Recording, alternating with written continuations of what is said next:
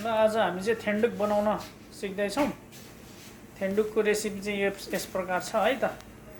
हामी चाहिँ अब यहाँ हामीलाई चाहिने भेजिटेबलमा चाहिँ मुला भयो, गाजर, प्याज, क्याप्सिकम, भेडे खोर्सानी, अनि लसुन, त्यसपछि बन्दा, अनि पाक्चुई अथवा स्पिनच पालुङ्गो जे भए पनि दुईटामा एक थरी युज गर्न सक्छौँ हामी। आज चाहिँ हामी भेजमा बनाइदिन्छौँ र अब तपाईहरुलाई चाहिँ इच्छा लागे अनुसार यसमा चाहिँ भेजको ठाउँमा बफ, चिकन, पोर्क पनि बन्छ हैन सेफ? पोर्क पनि राखेर बनाउन सकिन्छ। ल यता चुलामा अब हाम्रो पाक्ने तयारी हुँदैछ।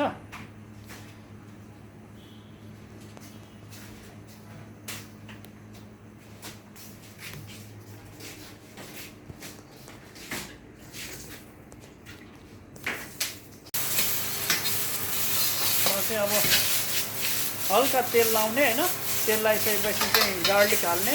गार्लिक हालिसकेपछि यो अघि हामीले डाइस कटमा काटेको भेजिटेबलहरूलाई चाहिँ फ्राई गर्ने।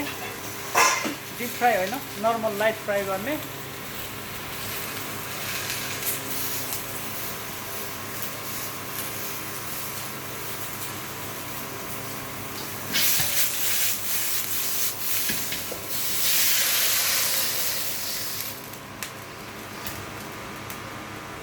पानी हाल्ने हैन।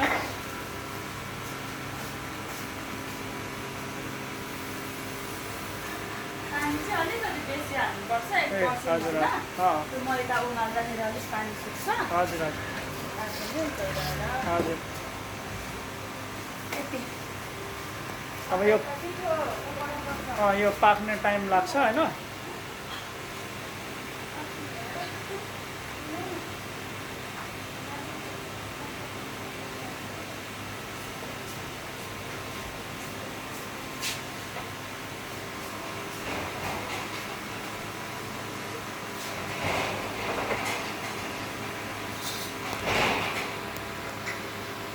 अब थेन्डुकमा हाल्ने हाम्रो यो मैदाको रोटी जस्तै पातलो बेल्दै हुनुहुन्छ नानीले। यसमा चाहिँ पिठो चाहिँ हाल्नु भएन है।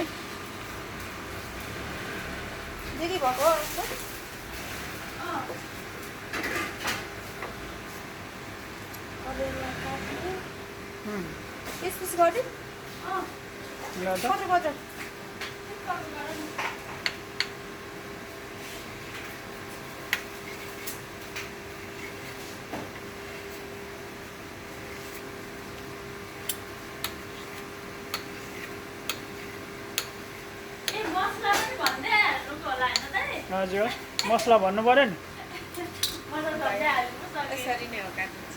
ल यो पिस भयो हैन। कति पिस जति हाल्नुपर्छ एक पर्सनको लागि? एउटा रोटी हुन्छ नि, त्यत्रै बेलेर अनि काटेर हाल्दा हुन्छ। ओके।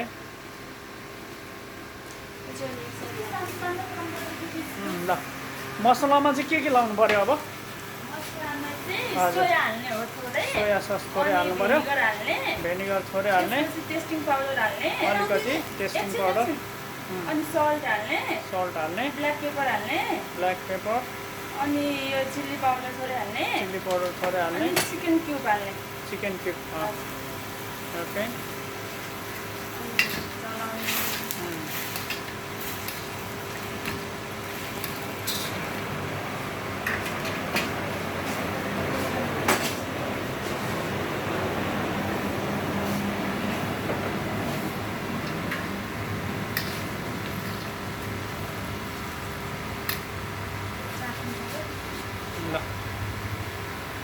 ठिक छ, मरमसला ठिक्क पुग्यो। कुनै कुरा थप्नु परेन है। अब सेफले बनाइसकेपछि थप्ने कुरो नै भयो। पानी उम्लेपछि काटेको मैदा हाल्ने, बहिनी हाल्दै हो त्यहाँ।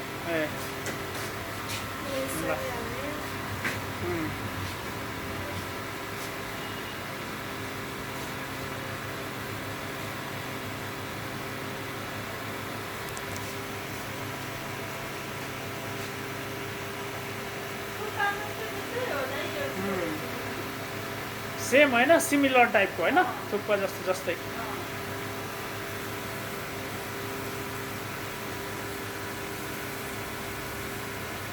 हाम्रो थेन्डुक पाक्दैछ यहाँ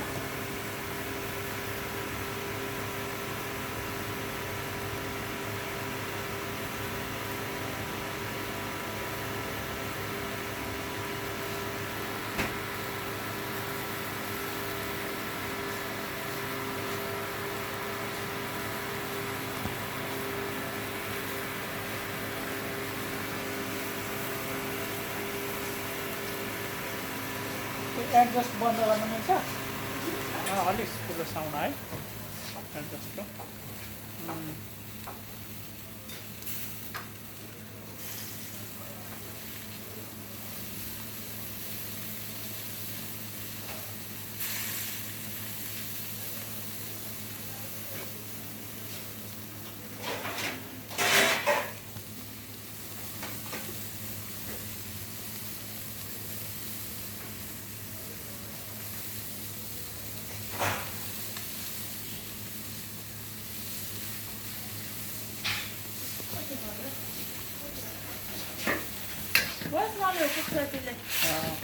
अब कति जति टाइम लाग्ला यो रेडी हुनलाई रेडी हुनलाई 2-3 मिनेट पाक्नलाई चाहिँ लाग्छ त्यतिन्जेल पकाउने हो हजुर त्यसपछि थोरै टिमुर पनि हाल्ने हो टिमुर पनि थोरै हाल्नु पर्यो अब यो अहिले चाहिँ हामी भेज बनाउँदैछौँ होइन अब यसमा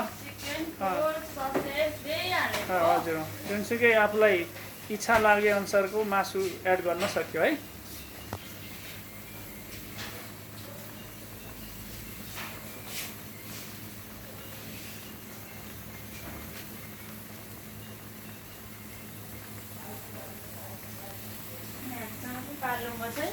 त्यही भएर पाक्छ अनि धनियाँ पनि थोरै हालिदिने ए हस्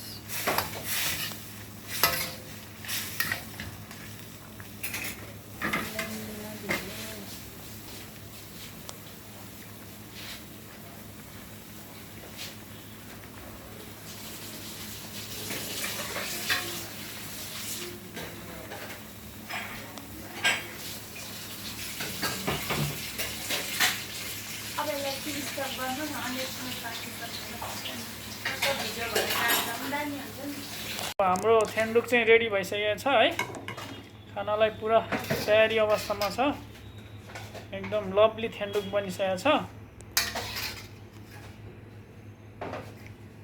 अब यसमा धनियाँले यसो टप गर्ने होइन त गार्निस गर्ने माथिबाट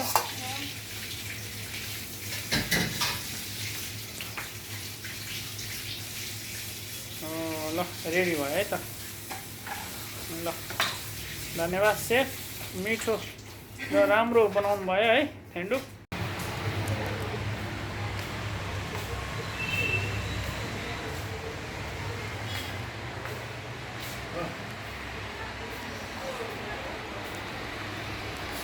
मिठो छ